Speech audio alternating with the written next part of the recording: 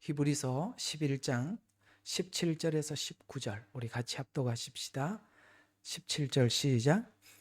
믿음으로 아브라함은 시험을 받을 때에 이삭을 제물로 드렸으니 그 약속들을 받은 자가 그의 독생자를 드린 것이라. 그에 관하여 말씀하시기를 내 씨로 불릴 자는 이삭에서 난 자라고 하나님이 이제 하셨으니, 그 말은 없지만 그는 하나님께서 죽은 자들로부터 그를 살리실 수 있으리라 생각하였습니다. 이로써 그는 모형으로 그를 죽은 자 가운데 다시 받은 것이라. 모형, 어떤 모형? 예수님 십자가의 죽음과 부활을 모형으로 받았답니다. 그게 이제 믿음의 절정이래요. 이게 믿음의 절정이래. 십자가를 왜 지셨죠? 우리 죄를 대속하기 위해서 죽으셨고, 왜 부활하셨죠? 우리를 의롭다 하기 위해서 부활했습니다. 이게 우리 믿음의 절정이랍니다. 그게 바로 아브라함의 믿음의 절정이다. 이렇게 이해를 하시면 되겠습니다. 자, 오늘은 우리 낮 시간에 로마서를 하고 있고 저녁에 여러분들과 스가랴서예요. 본래 우리 성진이는 꺼도 되겠어요. 용량 때문에. 그래서 아브라함은 이제 우리 낮 시간 이제 로마서를 배우고 이제 저녁에는 저희들과 함께 이렇게 스가랴서를 하고 있는데, 이제 왜 이렇게 스가랴서를 오래 해야 되냐? 스가랴서의 주제가 이스라엘이니까 그렇습니다. 이스라엘을 알려면은 처음 한 약속했던 이스라엘과 아브라함과 하나님의 약속을 모르면 이스라엘과 한 약속이 뭔지 모르니까 그걸 알아야 복음이 어떻게 흘러가고 믿음이 어떻게 생기며 예언은 어떻게 진행되는지를 오늘 이 아브라함 이야기 속에서 틀을 잡고 성경을 전부를 봐야 이스라엘 역사가 그 아브라함의 생애와 동일한 틀 안에서 움직이고 있다는 것을 딱 분별을 하면, 복음에 대해서 혹 잘못 설명하시는 분들에 대한 그 내용도 여러분들 분석해낼 수가 있고, 그 분석하는 게 정말 필요하거든요. 지금은 또 예언을 잘못 설정하고 설명하는 분들에 대해서도 여러분들이 분별이 가니까 오늘 이 아브라함 이야기를 통해서 여러분들과 함께 분명한 틀을 잡아 보려고 하는 것입니다. 자, 여러분, 우리는 잘 알고 있죠. 아브라함은 믿음의 모델입니다. 믿음, 그러면은 이게 아브라함을 통해서 우리가 확인하는 것은 뭐냐면, 믿음은 어떻게 생기는가, 또 믿음은 어떻게 자라는가, 그다음에 이 믿음을 가진 사람들은 어떻게 신앙 고백을 하는가, 이제 행위죠. 어떻게 신앙 고백을 하는가를 우리는 사실 아브라함을 통해서 배울 수가 있는 것입니다. 또 창세기 22장은 이 사건은 이 아브라함의 믿음에 모두 놀라게 하는 것입니다. 아마 저번 여러 번 강조했습니다만 15장부터 아브라함은 신실하게 하나님을 믿어야만 했었습니다. 그렇죠? 하나님의 언약을 했잖아요. 그럼 언약을 딱 받으면 그때부터 아브라함에게도 믿음의 변함이 없어야 되는데, 이상하게도 아브라함이 그 사이에서 보면은 너무나도 여러분의 아주 치명적인 실수들을 해요. 그죠? 이스마엘을 낳기도 하고, 또 그다음에 그랄 땅에 내려가서 또다시 옛날에 처음에 했던 일을 또 반복 실수를 하고, 그거 참 이상하다. 근데 느닷없이 22장에 이렇게 위대한 신앙 고백을 했다는 게, 그죠? 너무 이상해요. 우리가 그러니까 아브라함이 믿음의 사람이다라고 흥분해서 막 아브라함을 관찰하지 말고 냉철하게 아브라함의 그 여정들을 관찰을 해야만이 아브라함이 어떻게 믿음이 생겼는지를 알 수 있어요. 그러다 보면 여러분들이, 제가 자주 이야기하지만 여러분들에게 아브라함의 믿음을 제가 여러분들한테 설명을 해가고 있지만, 여러분 마음속에 생기는 확신이 뭐냐면, 나도 아브라함처럼 정도는 할 수 있겠다, 이런 생각이 들지요. 화면 열은 사람도 가만히 있고 닫은 사람은 뭐 어떻게 하는지 알 수도 없고, 다시 한번 그 정도는 나도 할 수 있겠다, 이런 생각이 들지 않으세요?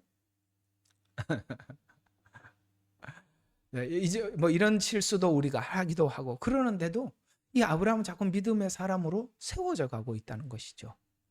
그게 우리가 굉장히 캐션입니다. 왜냐하면 너무나도 20장과 22장은 너무 대조적이라서 그래요. 근데 이런 무너진 신앙 속에 이렇게 완벽한 신앙이 나올 수 있을까? 이게 우리로 하여금 관찰 대상이죠. 그게 어떻게 생겼고 믿음이 어떻게 자랐고 그다음에 어떻게 고백하는가를 우리가 쭉 보면은 우리에게도 사실 우리 무너지는 이 패배 속에 희망이 있습니다. 패배가 있어야만이 믿음이 생기는 거거든요. 이 시편에 또 나오니까 그때 하도록 하고, 그래서 패배는 새로운 시작을 준비하는 것이기 때문에 그런 것입니다. 그래서 자, 이 아브라함을 우리가 간단하게 관찰을 해봐도 그는 과연 우리 모두가 생각하고 있는 인간으로 사고하는 아주 자연인이라면 사고할 수 있는 자유의지를 가진 자로서 그냥 우리처럼 평범한 자유의지의 행동을 보여왔죠. 그죠? 들어가서 뭔가가 안 풀리고 두려우면 바로에게 내려가서 또 자기 아내 빼앗기고 오기도 하고 그렇죠? 굉장히 평범해요. 이게 뭔가 특별하지 않아요. 나가서 하나님께서 약속을 하고 그리고 난 뒤에 믿음이 잠깐 생겨서 롯과 헤어지고 롯이 잡혔다는 얘기 듣고 하나님을 의지해서 갔다가 뺏어오고 그때부터는 야, 진짜 막 수준 있는 믿음을 유지해야 되는데 그게 아니라 또 하가를 가지고 또 이스마엘을 하고 이게 또 뭔 얘기냐 이거죠. 이렇게 들쑥날쑥하다는 게 쭉 믿음이 균형을 가지고 쭉 이어져 가는 게 아니라 뭔가 굉장히 여러 번 굴곡이 있더라는 것이죠. 그래서 우리는 마치 인간이 자연스럽게 생각하고 있는 자연인이 가진 자유의지를 가진 자로서 행동을 보였고 또 아브라함이 언약했던 하나님은 언약하신 대로 신실함을 서로를 대조하고 있는 겁니다. 그러니까 아브라함의 들쑥날쑥과 하나님의 변함없음을 둘을 쫙 이렇게 두 레일이 가는 거죠. 하나님의 변함없는 신실하심이 울퉁불퉁한 아브라함을 붙잡고 가고 있다는 것을 우리 이렇게 느낄 수 있죠. 그러니까 두 레일이 한쪽은 반듯한데 아브라함은 들쑥날쑥한데 이 들쑥날쑥이 계속 갈 수 있었던 것은 반듯한 하나님의 신실함 때문에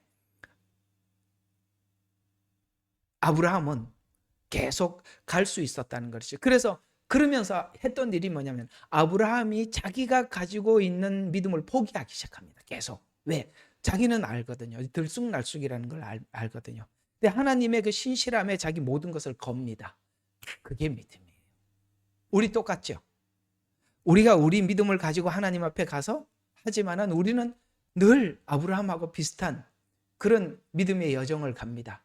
그러나 우리가 우리 신앙이 하나님께 고정이 될 때, 하나님을 향해서 시선을 바꿀 때 우리는 우리 안에 믿음이 싹트고 자라고 행함으로 나타나고 이렇게 되었다라고 하나님은 이 아브라함 생애를 통해서 설명해 주고 싶은 거예요.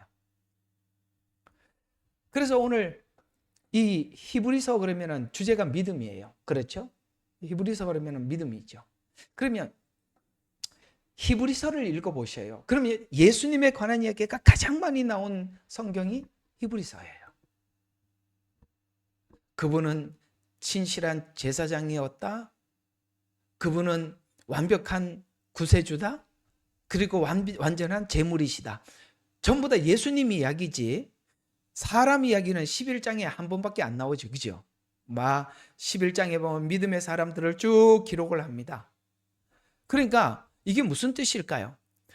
히브리서 1장부터 10장까지는 전부 다 예수님에 관한 이야기를 하다가 11장에 보면 믿음의 사람들을 거명을 합니다. 그러면 이 11장에 있었던 사람들의 믿음이 왜 생겼다는 겁니까? 예수 그리스도를 아는 만큼 생겼다 이렇게 얘기를 하는 거예요. 그러니까 성경이 말하죠. 믿음은 들음으로 들음은 그리스도의 말씀이라고 했는데 지금 여기 앞에 보면은 전부 다 사람 이야기는 없고 전부 다 예수님 이야기라. 그러니까 결국은 예수님에 관한 이해를 하면 할수록 우리가 믿음을 가질 수밖에 없다라는 것이 히브리서가 우리에게 말해주는 믿음이 자리 잡히고 자라고 정착하는 과정을 설명하는 것이죠. 그래서 히브리서는 인간의 믿음을 설명하죠. 거기 사람 이름이 아무도 안 나와요. 전부 다 예수님 이야기 이외에는 없어요. 11장에만 이 믿음을 가진 사람들이 어떻게 살았는지 행함을 설명했을 뿐이에요. 여기도 보면 아브라함이 이삭을 드린 사건을 하듯이 여기 나머지 모든 믿음의 사람들은 아브라함이 이삭을 드린 것처럼 살았다라고 그렇게 설명을 하고 있는 거예요. 기드온은 이렇게 했고 바락은 이렇게 했고, 그렇죠? 모세는 이렇게 했고 다윗은 이렇게 살았다, 이렇게 설명을 할 뿐이지, 그건 아브라함이 히브리서 창세기 22장에 이삭을 드린 것과 같은, 다들 믿음의 표현이 조금 달랐을 뿐이지 이렇게 살았다라고 설명을 하는 것이죠. 하나님께서 약속하신 약속이 얼마나 신실하게 지켰는가를 구약의 기반을 설명해줘요. 조금 전에 설명했던 겁니다. 이상하게 우리는 하나님께서 인간에게 행하신 신실함을 확인하면 할수록 그럼 내가 가진 믿음이 쪼그라들고 무너지고 도리어 어디에다 믿음의 모든 것을 걸게 되느냐, 하나님을 향해서 신뢰가 생기고 믿음이 생겨요. 저는 여러분들에게 설교를 우리 믿음에 대해서 설명하지 않고 전부 다 예수님에 대해서 증언했습니다. 그러니까 여러분들은 이런 증언을 들을 때마다 이상하게 믿음이 생기는 걸 느끼게 될 거예요. 그게 바로 여러분들이 예수님의 그 신실함에 대해서 들으면 들을수록 여러분들에게 믿음이 생길 수밖에 없는 게 히브리서에서 말씀하고 있는 그 관찰 내용과 똑같은데, 그러면 히브리서는 바로 이런 걸 설명해 주고 싶은 거예요. 구약의 완전한 실패, 그렇죠? 완전히 무너졌습니다. 이스라엘 백성들의 믿음은 완전히 무너졌습니다. 이 말라기가 말해주고 있습니다. 완전히 무너졌어요. 그래서 인간의 완전한 실패와 하나님의 신실함을 대조하면서 인간의 믿음은 하나님께 근거를 둔다고 설명하고 있는 것이 히브리서 구조가 그래요. 한번 잠깐 히브리서 구조를 한번 봅시다. 왜 이들이 이렇게 믿음을 가질 수밖에 없냐면, 히브리서 1, 2장은 아들을 통해서 예언이 성취된 계시의 완성을 이야기했습니다.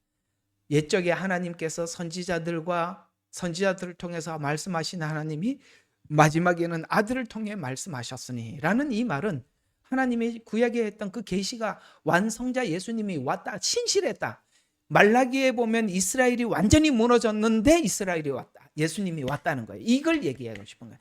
말라기에서는 이스라엘이 하나님을 향한 믿음이 완전히 무너졌다. 그런데 예수님이 성육신했다라는 말은 아브라함 생애 속에서도 봤듯이 아브라함이 20장에 무너진 이 상황에 아브라함이 22장에 신앙 고백을 하더라는 거예요. 왜? 하나님의 신실. 왜요? 21장에서 확인한 게 뭐냐면 이삭의 출생이거든요. 그러면 20장에 이렇게까지 하나님 앞에 무너졌는데 21장에는 하나님이 이삭을 주셔. 그러면 아브라함이 믿어서 이삭이 왔나요? 아니라는 얘기를 하고 있는 거죠. 하나님이 신실해서 이삭을 주셨다. 이걸 얘기하고 싶은 거예요. 그러니까 이걸 전체로 우리가 성경 전체로 보면 말라기에 이스라엘 백성들의 믿음이 무너졌다. 그런데 마태복음에 예수님이 오셨다.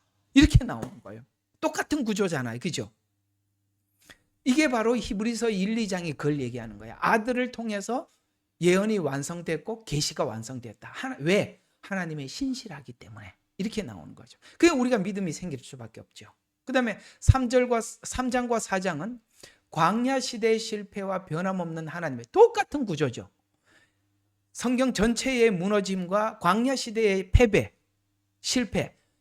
그 광야 시대의 패배는 어디서 나와요? 물론 열정탐꾼 이야기도 나오지만 진짜 실패는 사사기 끝장. 그러니까 이렇게 생각하시면 돼요. 사사기 끝 부분하고 말라기 끝은 같은 이야기예요. 사사기에서도 완전히 끝났죠. 말라기도 끝났습니다. 그래서 광야 시대의 실패가 사실은 가나안 땅에서 실패가 더더욱 분명하게 나타나죠. 그럼에도 불구하고 하나님은 사무엘을 통해서 다윗을 준비해서 신실하게 하나님은 그 약속을 이루어 가시더라 라는 차원에서 광야 시대의 실패와 변함없는 하나님의 신실하심, 6장은 하나님께서 왜 그게 그렇게 될 수밖에 없었느냐? 하나님 스스로가 하나님께 맹세했다는 거예요. 지금 왜 이렇게 하나님은 신실하시냐? 라고 우리가 하나님께 묻는다면 하나님은 하나님 자신에게 신실하시다는 거예요. 와, 진짜 엄청난 이야기죠. 하나님은 하나님 자신에게 신실하시다. 7장은 멜기세덱과 같은 그 신실하신 하나님은 멜기세덱과 같은 하늘에서 오신 제사장 예수 그리스도를 통해서 완전한 중재를 하셨다. 왜요? 예수님은 완벽한 중재자다 말이죠. 제사장이라는 거예요. 8장과 10장은 멜기세덱인 예수님의 새 언약의 성취. 왜요? 옛 언약을 받았던 이스라엘은 옛 언약을 받고 실패했어요. 율법에서 실패했단 말이에요. 그러나 새 언약은 지난날 세운 언약과 다르다고 말씀하셨고, 그렇죠? 그 말씀을 옛날에는 계명, 돌비에 새겨서 강제적으로 집행을 했지만 이제는 하나님께서 사랑과 은혜와 함께 우리 안에다 집어넣었다는 거예요. 그게 새 언약이에요.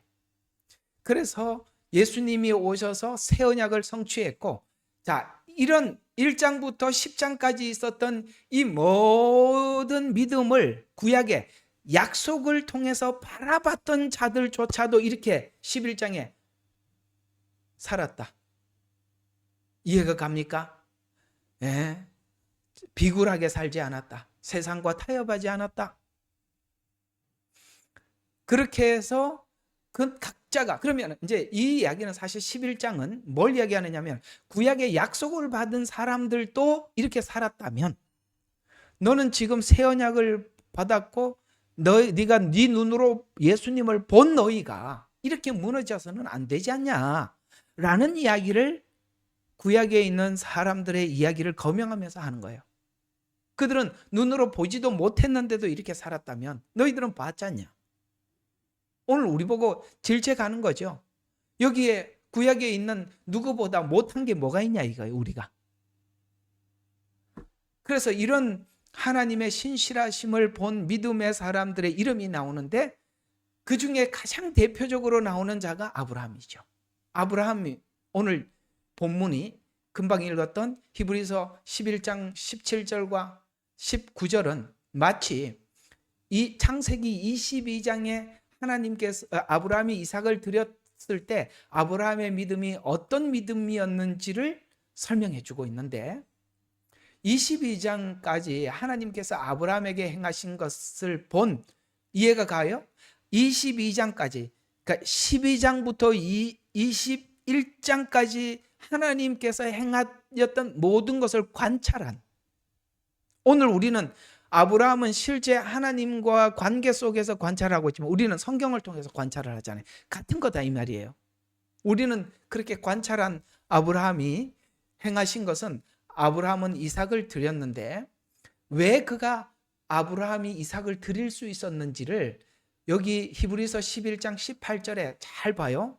왜 그게 가능했느냐면, 자, 그에 관하여 말씀하시기를, 이 그는 누구죠? 지금 이삭은 예수님의 십자가의 죽음과 부활의 예표죠. 모리아산에서 번제로 드리라.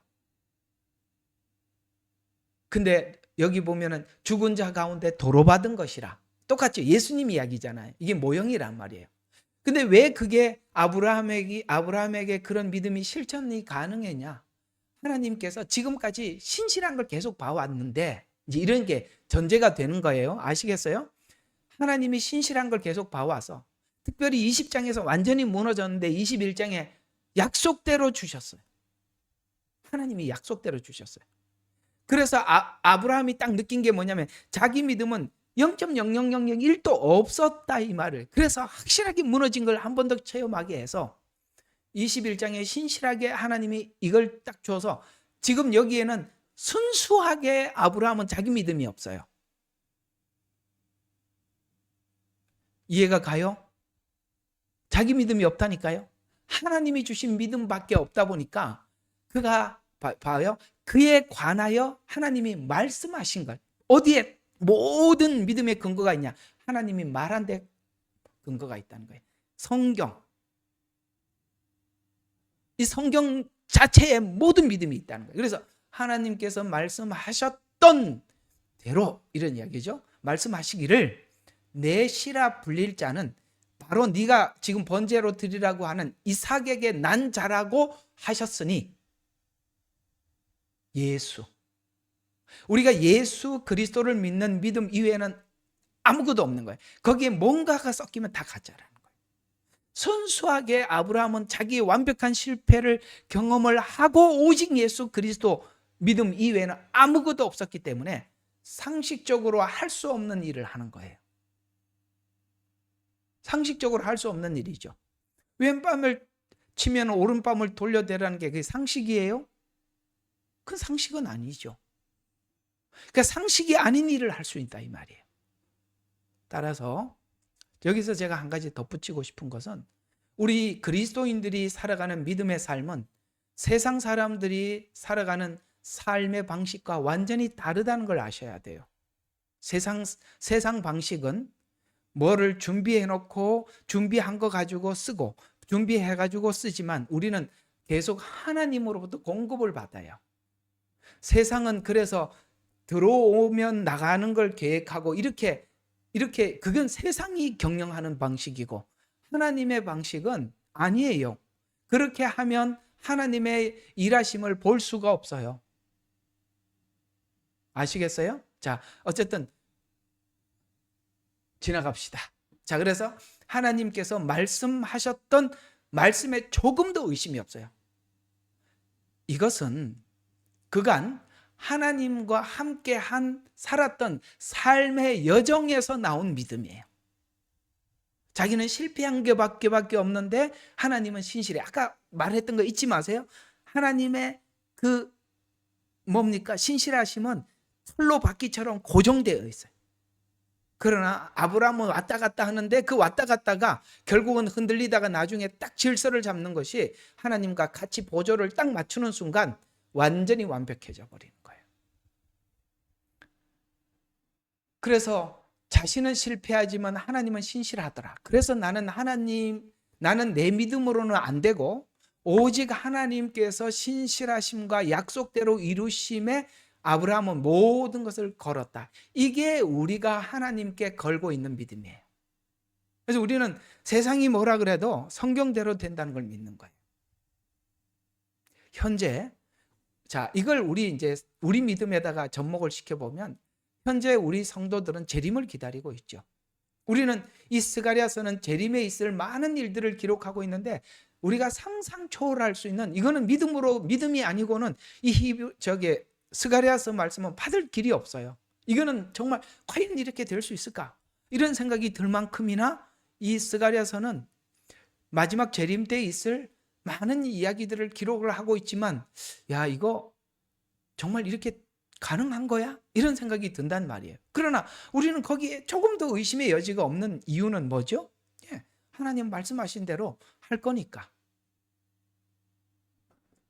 그래서 오늘 스가랴서는 재림에 있는 많은 일들을 기록하고 있는데 이 믿음은 아브라함과 같이 초림 때 인간이 많은 방해를 받았었지만 이제 히브리서가 그잖아요. 초림에 와서 많은 방해가 있었지만 그걸 물리치고 결국은 예수님은 완전한 제물과 제사장이 돼서 속죄를 완전히 이루시고 하나님 우편 보좌에 앉았다라고 이 이야기는 초림 때 수많은 방해가 있었다. 그러나 예수님은 성육신하셨고 부활하시고 승천까지 하셔서 구원을 완성하셨다. 라는 이 초림의 믿음을 기반으로 두고 우리는 재림에 대해서 믿는 거예요. 왜요? 아브라함이 이삭을 드린 이유가 없는 것을 있게 하신 하나님을 보고 죽은 자를 살리실 줄로 믿었다는 거예요. 앞에 있는 이 전제, 없는 것을 있게 한 것 때문에 뒤에 이삭을 번제로 드릴 수 있었다. 이렇게 얘기를 하는 거예요. 그러면 그게 오늘 우리에게는 뭐냐면 초림과 재림을 이야기하는 거예요. 초림에는 수많은 방해가 있었다. 그럼에도 불구하고 주님께서 이 구원을 완성했다면 재림 때도 수많은 방해가 있을 것이다. 걱정하지 마라. 하나님은 신실하게 그 일을 이룰 것이다 라는 믿음 속에서 우리는 재림을. 그래서 우리가 재림 믿음이라는 것이 그냥 믿습니다, 믿습니다, 제발 이렇게 좀 하지 말고, 믿음은 성경을 봐야 믿어진다고. 성경도 모르는데 어떻게 믿습니다, 믿습니다 그러면 그 믿어지면, 기도원에 있는 사람 믿음이 제일 좋아야죠. 원장이, 기도원 원장이, 예? 기도 얼마나 많이 해. 매일 하는 게 기도인데. 믿음은 들음으로 생기는 거예요. 이것이 바로 성경이 말하는 믿음이고, 신자들이 아브라함처럼 믿음을 완성해 가고 있는 중입니다. 그래서 자, 오늘 이제 그 중요한 주제 뭐죠? 너를 축복하는 자를 축복하고. 이 말은 뭐죠? 아브라함에게 믿음을 주어서 아브라함이 믿음을 이렇게 쌓아가서 아브라함의 믿음을 행함으로 창세기 22장에 하나님 앞에 믿음의 표현을 한 것처럼, 이렇게 믿음을 가지고 믿음이 자라고 믿음을 표현하는 사람들을 하나님 축복하겠다는 거예요. 그렇게 보면 아브라함의 믿음은, 자기 믿음은 0.001도 없고 완전히 하나님의 믿음을 가지게 됐죠. 이걸 하나님이 믿음이라 이렇게 표현한다 이 말이에요. 예? 내가 만든 믿음은 하나님이 아무것도 인정해 주지 않겠다는 거예요.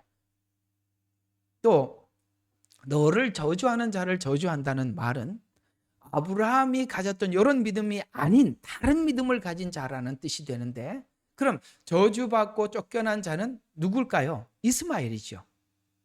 저주를 받은 자가 이스마엘이에요. 그러니까 이스마엘은 전부 다 믿음이 누구 구상 속에서 나온 거예요? 아브라함의 구상에서 나온 거잖아요. 그걸 쫓겨나잖아요. 자, 그러면 한 가지 해결할 게 있습니다. 예수님, 하나님께서 아브라함에게 자, 너를 축복하는 자 축복하고 저주하는 자 저주하고, 이 말을 할 때 뭔가 하나 덧붙인 게 있는데 기억나세요? 하늘에 별을 봐라. 셀 수 있느냐? 누가 별을 세겠어? 당연히 못 센다고 해야죠. 바다에 모래를 봐라. 셀 수 있느냐? 여러분, 우리가 이거를 잘 보셔야 돼요. 그러면 하나님께서 한 가지만 얘기해도 되잖아. 하늘의 별을 봐라. 셀 수 있느냐? 못 셉니다. 이렇게 하면 끝인데 왜 또 바다 모래는 왜 꺼냈냐 이거죠. 하늘의 별, 바다 모래는 뭘까요? 예, 육적 이스라엘, 영적 이스라엘을 이야기하는 겁니다. 참 신기하죠. 모래는 땅, 하늘의 별은 영적 이스라엘을 이야기하는 겁니다. 셀 수 있냐? 셀 수 없나이다. 왜 하늘의 별 하나만 하지 왜 바다 모래는 왜 집어넣냐 이거. 지나갑시다. 자, 그래서 저주받고 쫓겨나는 자는 이스마엘인데, 그는 행위 구원의 예표입니다. 자기가 만든 믿음, 행위 구원의 예표예요. 이제 율법과 은혜가 좀 더 선명하게 구분이 되시죠. 이렇게 곳곳에 다 나눠놨어요, 성경은. 이게 너무나도 중요하기 때문에 하나님께서는 수많은 곳에 하나님의 이런 것들을 아브라함 속에도 집어넣고 하여튼 성경은 너무너무 많이 이런 부분들이 있어요. 이삭은 유업을 이을 자다라고 하셔서 이는 은혜 구원의 예표입니다. 그럼 오늘 아브라함의 믿음의 전반을 우리가 정리해 보면, 자, 아브라함은 왜 믿음이 생길 수밖에 없었냐? 자, 보세요. 바로 이겁니다. 아브라함이 믿음을 갖게 된 것은 처음에는 느끼지 못했지만 후반부로 가면 갈수록 뭘 느꼈냐면, 하나님이 나를 선택했다는 것에 대해서 그것이 믿음으로 변했어요. 이게 이제 우리가 흔히 말하는 예정론이라는 학문으로 들어가면 곤란해요. 자, 한번 생각해 봅시다. 나 같은 죄인 살리신 주 은혜 놀라워요, 안 놀라워요? 여러분 한번 생각해 봐요. 여러분 다들 생각해. 우리 스스로 물어봐요. 나 같은 죄인 살리신 주 은혜 놀라워. 잃었던 생명 찾았고 구원을 얻은 것이 여러분 발로 와서 그렇게 된 거예요? 아니면 너무나도 나 같은 놈이 여기 왔다는 게 너무 신기해서 나 같은 죄인이라고 한 거예요? 여러분들 죄인이라고 알고 온 사람 누가 있냐? 이게 바로 하나님의 선택이라는 거예요. 우리가 주님 앞에 돌아와서 믿음이 생긴 옛 과정들을 하나 뜯어 생각해 보면 너무 너무 신기한 게, 내가 여기 온 것도 신기하고, 그죠? 또 신기한 게 뭐냐면 이상하게 내가 믿음이 생기고 있다는 것도 놀라워요. 안 보이는 예수님을 향해서 우리가 어떤 고백을 하냐면, 나는 내 생명을 드려도 아깝지 않을 만큼 어떻게 내가 안 보이는 예수님 앞에 이런 고백을 할 수 있는지, 이건 여러분들이 만들어서는, 이스마엘처럼 만들어서는 절대 안 나오는, 하나님이 주셔야만이 가능한. 그래서 아브라함이 믿음을 갖게 된 것은 오늘 창세기 12장 1절과 4절에 내가 너로, 그걸 계속 보는 거예요. 내가 너로 끊임없이 하나님 큰 민족을 이루게 할 것이다 라는, 그것을 이삭 하나밖에 보지 못했지만 실제 아브라함은 그 뒤에 있을 하늘의 별과 같고 바다의 모래 같은 그 후손들을 하나님을 향해서 기대하게 된 거예요. 여러분, 이 예정이라는 것은 결국엔 여러분들 처음에는 우리가 내가 믿어서 구원을 받았다라고 하는 거 틀린 건 아니라고 하나님 그걸 질책하지는 않아요. 그러나 우리의 신앙이 깊어져 가면 갈수록 내가 믿어서가 아니라 이스마엘을 내쫓아야 된단 말이에요. 내가 믿어서가 아니라 전적으로 하나님께서 우리를 택하셨다라는 거예요. 그게 우리의 믿음이 되더라. 왜? 그래야 믿음이 내게로부터 하나님께 고정이 되는 거예요. 선택해서 하나님이 부르셨다라는 것을 옮겨가야 고정이 된단 말이에요. 나는 왔다 갔다잖아요. 하나님은 고정이 돼 있고. 누가 더 맞아? 그럼 우리는 감정에 의해서 왔다 갔다 하고 환경에 대해서 움직이고, 그죠? 나는 맨날 여러분들이 들어오는 사람들 이름 하나 살피고 있어요. 그러면요, 여러분들 중에서 계속 안 보이는 분들이 있으면 신경이 서서히 쓰여요. 잠이 안 와. 나는 이래서 목회하는데 피가 마르는 것 같아. 이거 왜 안 보이시나? 무슨 일이 있나? 메시지나 하나 보내볼까? 더 자꾸 이렇게 빠지면 안 되는데 기도가 저절로 나와요. 누가 하나 계속 안 보이면은, 누가 계속 안 보이지 하고 겨우 잠이 들면 밤에 2, 3시 되면 저절로 일어나죠. 저의 건강을 좀 생각해 주시기를.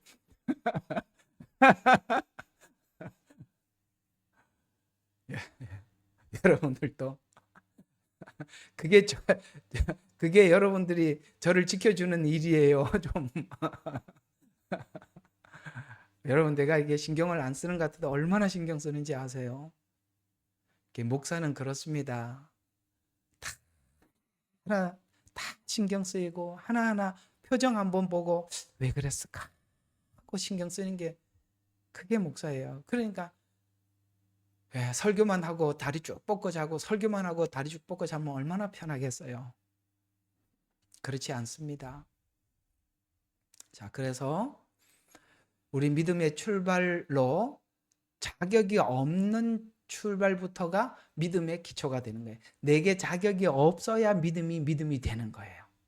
자, 그래서 우리가 하나님을 선택한 것은 믿음이 되지 않아요. 아브라함 생애에서 보면 하나님께서 아브라함에게 한 작업은 아브라함이 가진 상식과 믿음을 제거하는 일이에요. 그래서 늘 실패하죠. 이 예를 설명하는 이유는, 믿음은 우리에게서 나오지 않는다는 사실을 알려주기 위해서 아브라함이 내려가서 자기 부인 뺏기고 그 수치스러운 이야기들을 아주 가감없이 적은 거예요. 그는 아주 인간적이었다. 매우 자연인이었더라. 두려우면 가서 거짓말하고 자기 살려고. 너하고 별 다를 바가 없다. 이거 얘기하고 싶은 거예요. 아브라함을 위인 삼지 마라. 그는 매우 인간이 반응할 수 있는 자연스러운 반응을 했다. 그래서 하나님께서 여전히 그 일을 꾸준히 하는 걸 보고 하나님 신실하구나, 이렇게 해서 그가 믿음이 생겼다, 이렇게 얘기를 해주고 있는 것입니다. 됐죠? 그래서 아까 말씀드린 거 하나님의 선택이 아브라함의 믿음이 됐다고 말씀하셨던 이 말을 로마서에서 또다시 이렇게 정리를 해주고 있어요.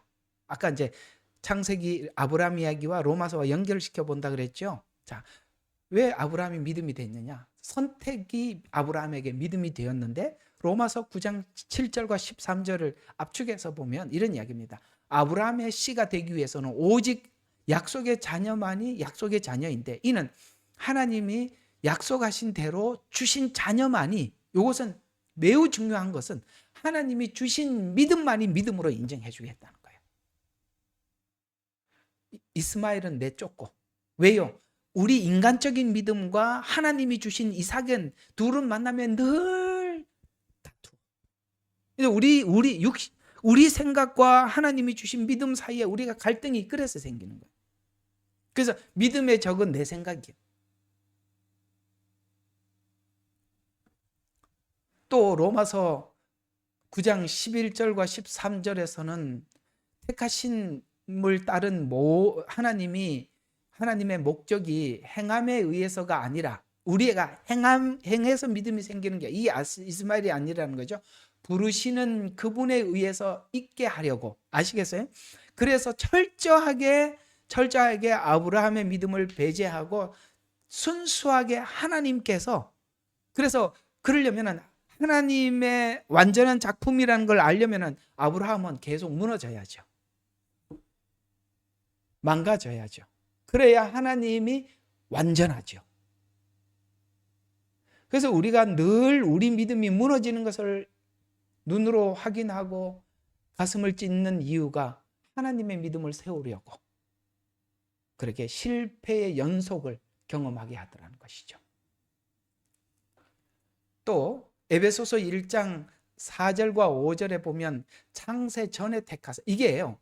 우리 그 구원이 이렇게 보고, 야, 저기 정민수, 야, 이게 방선정이 내가 이름을 저거 내가 해야 되겠다, 이렇게 하는 게 아니고, 태어나서 가만히 태도 보니까, 야, 쟤는 내가 이름을 명단을, 이런 건 없었고, 언제부터? 창세 전에.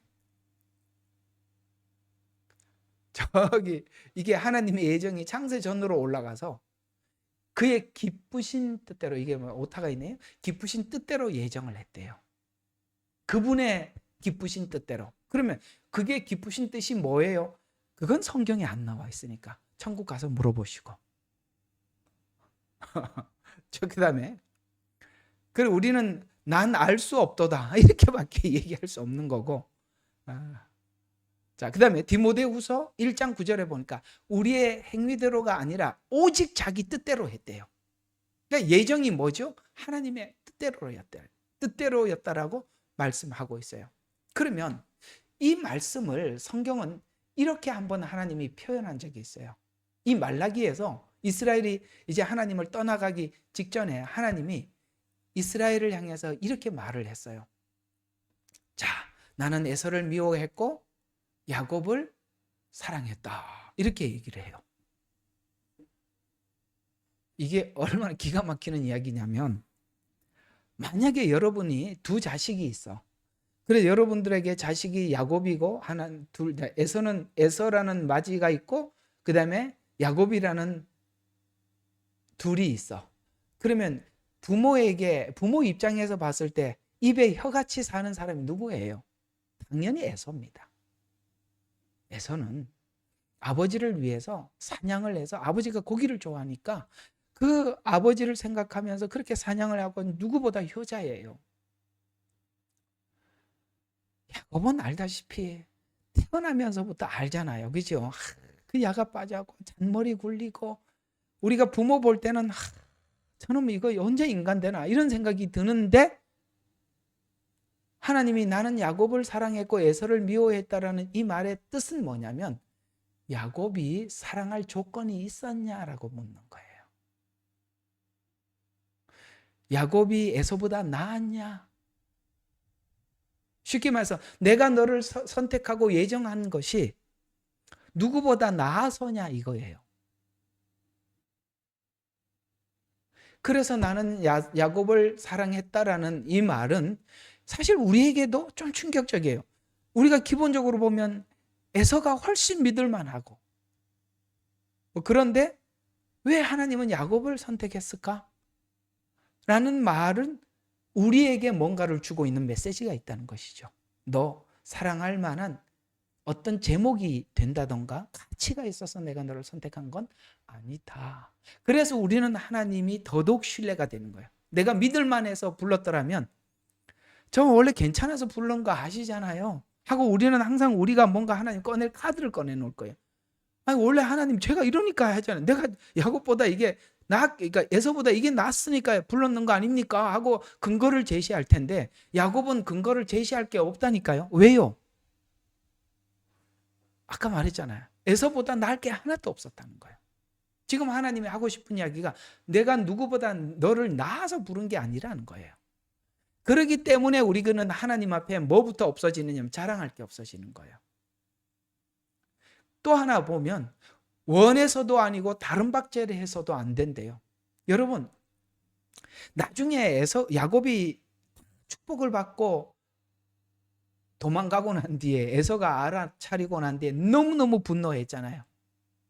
근데 에서가 여러분 에서는 정말 다름질하고 원했었어요. 무슨 뜻이냐면 이렇게 얘기했잖아요.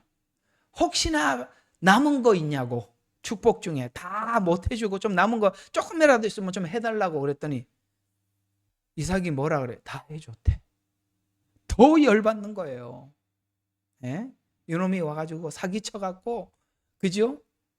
원래는 자기한테 돌아올 것들을 싹 뺏어갔으니까 얼마나 이게 지금 원해서도 아니고 정말 에서는 원했다 이 말이에요. 그러니까 야곱 그걸 함부로 여기지 않았다는 것은 야곱이 오면 때려 죽이려고 각오를 하고 이를 부득부득 갈았다는 것은 그 축복이 자기에게도 얼마나 갈망했었는지를 말해주는 거예요. 그러나 그걸 아셔야 돼요.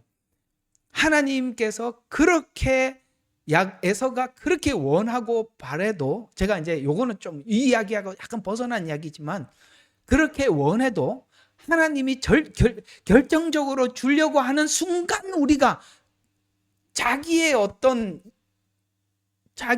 목적 때문에 딱 거부하는 경우가 있어요. 이게 에서의 경우예요. 얼마나 억울해요. 저는 그런 분들을 굉장히 많이 봐요.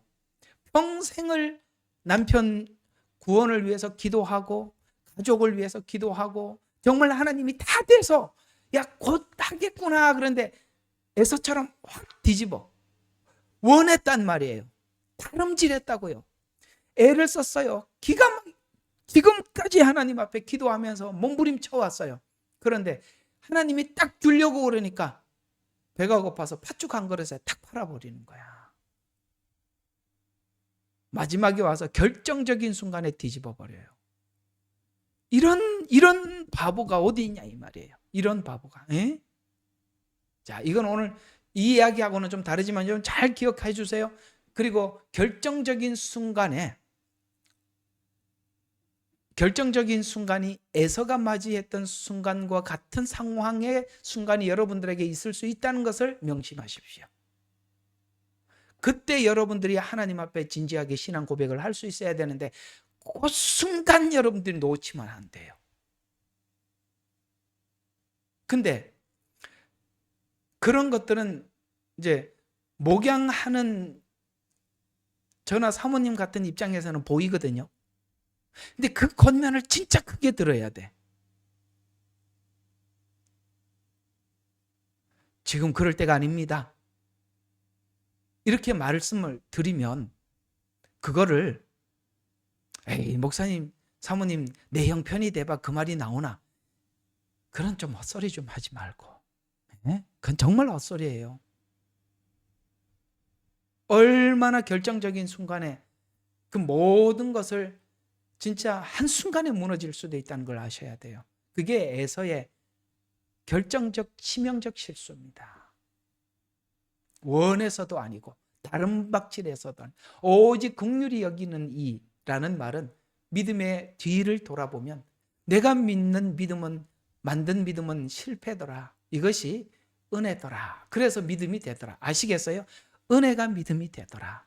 그래서 은혜 믿음 안에 굳게 서야 한다. 자, 두 번째, 선택 때문에 아브라함이 믿음에 굳게 섰고, 두 번째, 의롭다 말씀하셨던 그 선언에서 보면 이상하게 정말 의롭다라고 선언을 우리 상식으로 보면 22장에 의롭다 이렇게 해줘야 돼요. 그렇죠? 우리 상식으로는.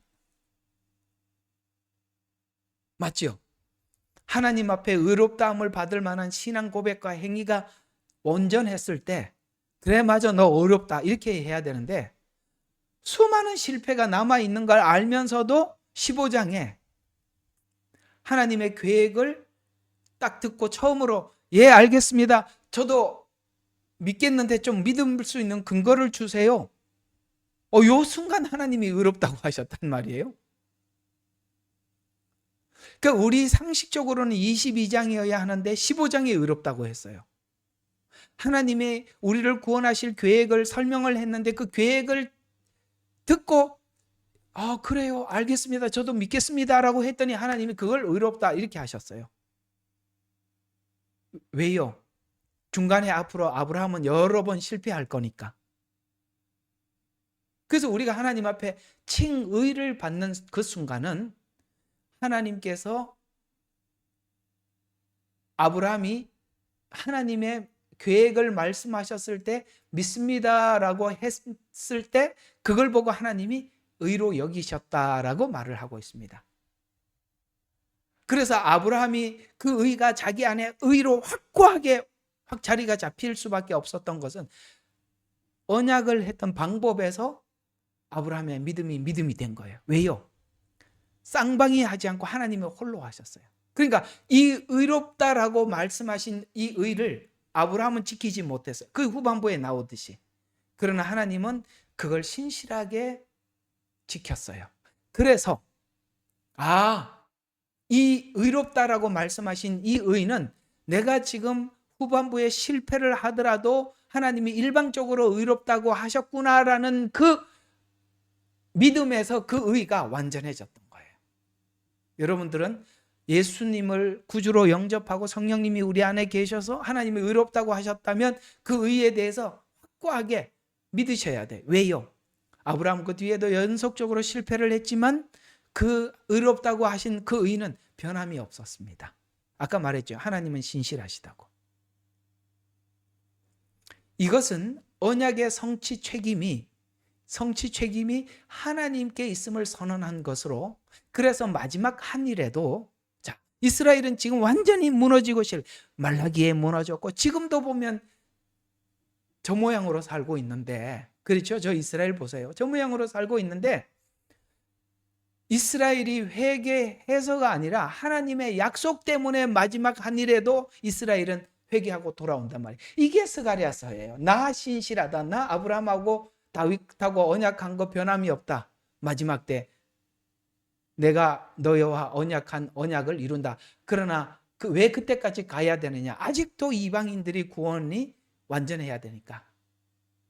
구원이 쳐야 하니까 그때까지 내가 기다릴 뿐이다라고 하셔서 우리는 마지막 때 이스라엘에게 약속대로 눈을 열어서 주님 앞에 돌아오도록 하실 겁니다. 거기에 대해서 우리는 의심이 없죠. 왜요? 하나님은 신실하시니까. 그래서 로마서 4장 1절과 3절에 보면 육신의 행위로 무엇을 말할 수 있으리요? 행위로 의롭게 되면 자랑이었지만. 그렇죠? 왜 이렇게 의롭게 15장에 의롭게 했냐 말이에요. 22장에 갔으면 22장에서 의롭다고 했더라면 아브라함의 믿음이 자랑이 되어야죠. 왜요? 이삭을 들여서 의롭게 됐잖아요. 근데 15장에서 이미 의롭다게 하셨음으로써 뭐예요? 아브라함의 의가 자랑이 되지 못하도록 22장에 하나님 앞에 이삭을 드리더라도 그 드림은 하나님 앞에 자랑이 되지 않도록. 오늘 예배 마치고도 우리 함께 나눴습니다만 이상하게도 천국 가면 마태복음 25장 양과 염소의 비유를 보면 하나님께서 지난날 했던 일들을 다 기억하고 칭찬을 하세요.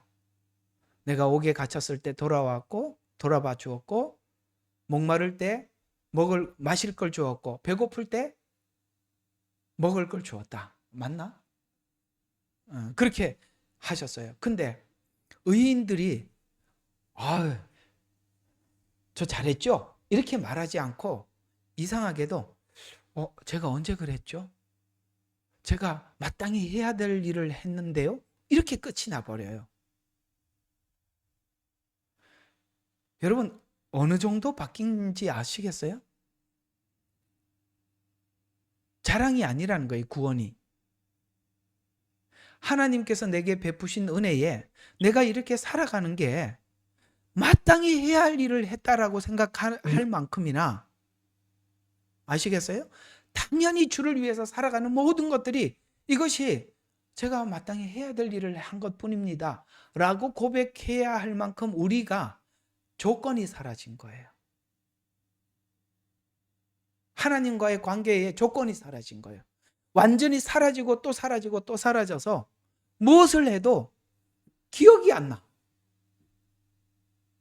여러분 뭘 해도 기억이 안 나는 사람들은요, 이거 뭐 원래 당연히 해야 되는 거 아니야? 그걸 왜 나보고 잘했다고 말을 해? 근데 내가 원래 당연히 해야 되는 건 한 거야. 이런 사람들은요, 자기가 한 거에 기억이 안 나요. 근데 내가 이걸 해서 뭘 받아야지 한 사람들은 전부 다 메모해 놓고 있어요. 여러분 회사 다니면서 직장 생활을 하면서 잔업을 했어요. 우리 잔업이라는 건 뭔지 아시죠? 퇴근하고 난 뒤에도 일하는 거, 그걸 보고 우리 잔업이라 그러잖아요. 잔업을 한 거 다 적어놔요, 안 적어놔요? 다 적어놓죠. 그걸 나중에 돈 빼고 주면 안 되니까. 조건적으로 한 거는 다 기억이 나요. 그러나 조건 없이 한 거는 아무것도 생각이 안 나요. 그런 겁니다. 우리가 그렇게까지 가야 하나님의 은혜를 제대로 고백하는 거라 이 말이에요.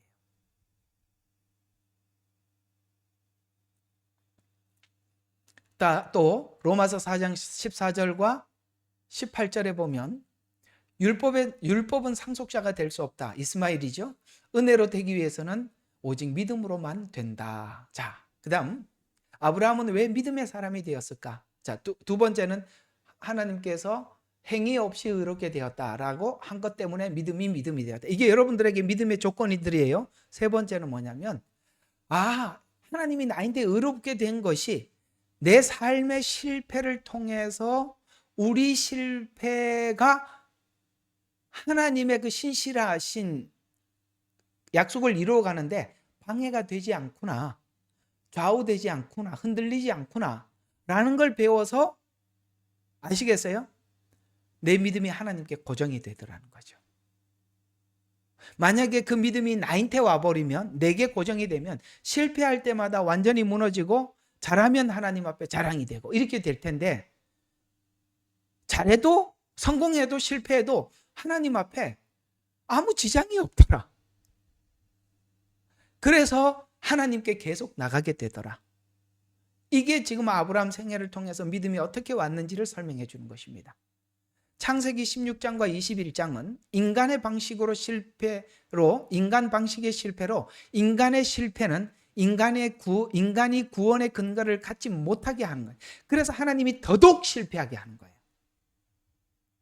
만약에 실패를 하지 않고 성공을 하고 나면 그건 우리의 믿음이 되고 자랑이 될 텐데, 하나님이 이렇게 실패를 분명하게 시인하게 함으로써 우리 믿음으로는 하나님 앞에 나오지 못하도록 철저하게 방어하셨다. 이것이 그러니까 실패가 체험이 되도록 허락하셔서 우리가 하나님 앞에 아무 말도, 구원의 근거가 인간에게 전혀 없다라는 것을 알려주시더라. 그래서 여러분들의 실패는 여러분 스스로가 만든 믿음에서 돌이키게 만들기 위한 작업들이라는 것이죠. 이게 대표적으로 창세기 16장 12절과 12절의 하갈과 이스마엘 사건이지요. 그래서 결국 아브라함이 느낀 게 뭐냐면 이거죠. 행위가 믿음에 개입을 하면, 아시겠어요? 행위 믿음이 은혜 믿음에 개입을 하면 늘 그 둘은 갈등을 하고 긴장 관계가 되더라. 두 가지 믿음은 공존할 수 없더라. 결국은 하나를 내쫓아야 되더라. 왜요? 여러분 갈라디아서 보면 5장에 가보면 육체의 열매와 성령의 열매가 어울리는 게 단 하나라도 있더냐라고 있어요 없어요? 없지요. 육체의 열매인 이스마엘, 성령의 열매인 이삭은 절대 공존할 수 없어요. 늘 충돌하더라. 약속의 자녀와 우리 행위로 구원을 얻는 이 사이에는 늘 갈등밖에 없더라. 그 둘 중에 하나는 나가야 되는데 하나님이 뭘 내쫓으라? 네가 만든 믿음은 내쫓아라. 이스마엘 내쫓아라. 그렇게 할 때 드디어 그걸 하나님이 믿음으로 보시고 그걸 붙잡고 뭘 주셨어요? 이삭을 주신 거예요. 제일 중요한 건 내 믿음을 내쫓을 때 하나님의 믿음이 들어온다는 걸 기억하세요. 그래서 아브라함 믿음은 그 믿음이었다. 많이 정리가 되시죠? 자, 마지막은 인간의 완전한 실패로 하나님의 완전한 구원을 확인하게 만들더라는 것이죠. 이 20장과 21장이 20장은 그랄 사건이죠. 아브라함의 완전한 실패지만 하나님 편에서는 진행 중이더라. 우리는 내가 실패하면 다 끝난 줄 알아요. 하나님은 계속 진행 중이더라. 왜요? 그걸 끊어내기 위한 작업이 있더라는 거야. 끊어내기 위한 작업이 있더라는 거예요. 여러분 우리의 실패는 내가 의존하는 것을 끊어내기 위해서 하나님이 하시는 것이라 그게 우리에게는 끊어내는 게 왜 고난이라고 표현하냐면 사실은 고난이 아닌데 그걸 고난이라고 표현하는 거예요. 왜냐하면 왜 고난이죠? 안 끊어내려고 몸부림치니까 내가 나에게 시험이 되는 거야.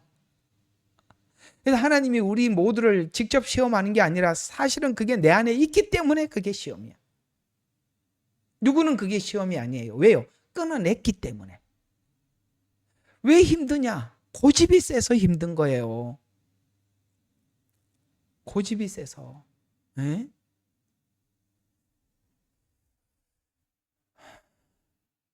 자, 로마서 4장 3절과 8절에 보면 오직 예수를 믿는 믿음으로 의롭게 되는 것만 남으면 그 의는 완전한 의가 되는데 행함이 없어도 자 그렇게 성경은 이야기해요. 행함이 없어요. 우리가 행함을 집어넣어서 이거 아니에요. 그래서 행함이 없고 없이도 죄를 용서받고 가려지고 인정하는 자는 복이 있도다라는 말을 누가 했죠?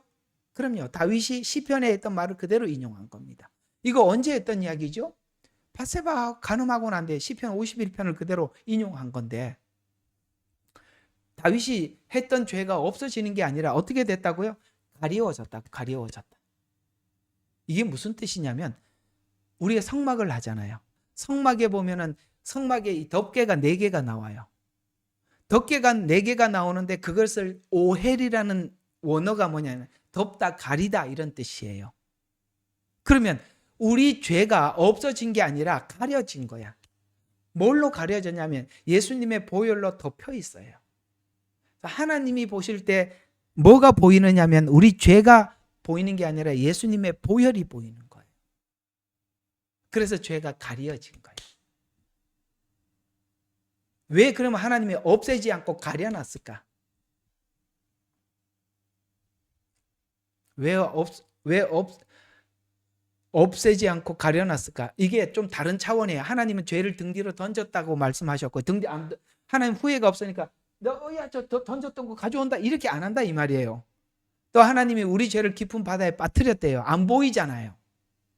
근데 하나님이 또 어떤 쪽에서는 가렸다고 표현하고 있어요. 이건 두 가지 의미를 가져. 내가 너 죄에 대해서 2번 다시 묻지 않겠다라는 표현을 할 때는 던졌다. 바닷속에 빠뜨렸다 이렇게 이야기하는데 가렸다라는 표현을 쓸 때는 네가 어디서 구원받았는지 어떤 죄가 용서받았는지 기억하라는 차원에서 가렸다는 표현을 쓰는 거예요. 흉악한 이단들은 하나님이 버려서 이제는 죄 없음 이렇게만 강조하는데 우리는 구원받은 죄인이에요. 가려져 있어요. 만약에 예수 피가 없으면 우리는 하나님이 보실 때 죄가 직통으로 보이는 거야. 가려져서 우리가 하나님 보실 때 그걸 보지 않는 것일 뿐이에요. 이해가 가시죠? 이 두 가지를 한쪽만 쓰는 사람들인데 속지 말란 말이에요. 다 하나님이 뜻이 있어서 그렇게 설명한 것입니다. 그렇습니다. 우리는 용서받고 가려졌어요. 그런 사람이 복이 있대요. 이 복이 오직 믿음으로 의롭게 되는 천하 만민이 받을 복을, 바로 이 복이 그 복이라는 거예요. 죄를 용서받고 가려지는데 인정하지 않는 자가 복이 있다고 이렇게 말했던 이 말이 아브라함에게 했던, 너를 통해서 천하 만민이 복을 받는다는 말은 아브라함의 후손에 예수님이 출생을 하잖아요. 그래서 아브라함의 복이 그 복이라는 얘기죠. 그래서 이게 천하 만민이 복을 받았다라고 말씀하고 있는 것입니다. 자, 그다음 마지막에 아브라함이 이 모든 것을 다 경험하고 난 뒤에 아브라함이 믿음을 가지게 된 것이, 오늘 금방 읽었던 본문으로 다시 돌아와서 보면, 믿음으로 아브라함이 시험을 받을 때 이삭을 제물로 드렸으니 그 약속들은, 그러니까 하나님이, 아브라함은 뭘 자꾸 생각하냐면 하나님이 했던 말을 생각하는 거예요. 그래서 약속들을 받은 자가 그의 독생자를 드린 것이라, 그에 관해서, 그는 이삭이죠, 말씀하시기를, 아까 약속, 말씀 아시겠어요? 모든 믿음이 지금 어디로 가고 있어요? 자기 생각은 하나도 없어요. 그분이 했던 약속, 그분이 했던 말, 이걸 가지고 모든 믿음의 근거로 삼았어요. 그걸 하나님이 다 씻어낸 거예요. 자기 믿음을 다 씻어내고 이것만 남아서 아브라함이 그렇게 믿었대요. 그래서 말씀하시기를 내 씨라 불릴 자는 이삭에게 난 자라고, 분명히 이삭이라고 딱 집었다는 거예요. 그래서 그는 하나님께서 죽은 자들로부터 살릴 줄, 왜? 이삭으로부터 한다고 했으니까 뭐 번제로 드리라 그러면 또 살려서 하시겠지, 그래 믿었다는 거예요. 여러분, 이 세상에 불신자들이 우리 보고 미쳤다는 이유가 뭔지 아세요? 인간이 죽었다 다시 산다고 믿는다고 우리 보고 병신이래요. 죽으면 끝인데 어떻게 다시 사냐? 이게 다르다니까요. 왜 우리는 이 믿음, 아브라함처럼 이 믿음을 갖죠? 우리는 하나님이 어떤 분인 줄 믿기 때문에. 여기서 현저하게 다른 거예요. 그거 여러분들이, 세상에 누가 이런 걸 가질 수 있겠어요? 있을 수 없는 거예요. 이거는 하나님이 작업해야만이 가질 수 있는 믿음이에요. 로마서 4장에 이 이야기를 조금 더 설명해 주고 있는 거 하나 더 확인합시다. 로마서 4장. 아이고, 시간이 조금 지났네요. 자, 지나지는 않았으면, 제가 오늘 조금 늦게 시작했거든요. 다 기억하고 있습니다. 제가 40분에 시작해서 4분밖에 안 지났습니다. 자, 로마서 4장 4장 23절 25절. 자, 여기에 아브라함 이야기의 믿음이 또 한번 이렇게 소개되고 있어요. 23절. 자, 그러므로 그에게 믿음이 의로 여겨졌느니라. 이제 그에게 의로 여겨졌다고 기록된 것은 아브라함만을 위한 거예요. 지금 하나님이 이 아브라함의 믿음의 모델을 쓴 것은 아브라함만을 위한 것이 아니고 의롭다고 여김을 받는 우리들 때문이기도 하니, 그래서 하나님이 이렇게 믿음이 생기는 거다, 이렇게 의롭게 되는 것이다 라고 아브라함을 모델로 했다는 것이죠.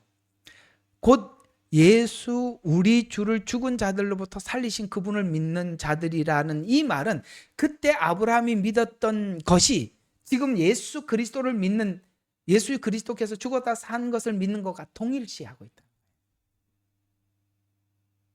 그러니까 구약에 있는 믿음은 예수님이 오셔서 죽고 살 것을 바라봄으로 믿는 자들이고, 오늘 우리는 보고 믿는 자들이고, 그 차이인데 구약의 믿음이 다릅니다. 그래서 우리가 자꾸 이렇게 구약 믿음, 신약 믿음 이렇게 얘기하는데 그건 사실 말이 상당히 조심해야 될 말입니다. 구약 성도들의 믿음이 우리 믿음과 다르지 않았어요. 아브라함이 믿음을 보면 죽음과 부활의 믿음이에요. 그럼 구약 믿음은 죽음과 부활의 믿음이 아니고 율법을 믿는 믿음인가요? 아닙니다. 조심해서 쓰라 이 말이에요. 자, 결론입니다.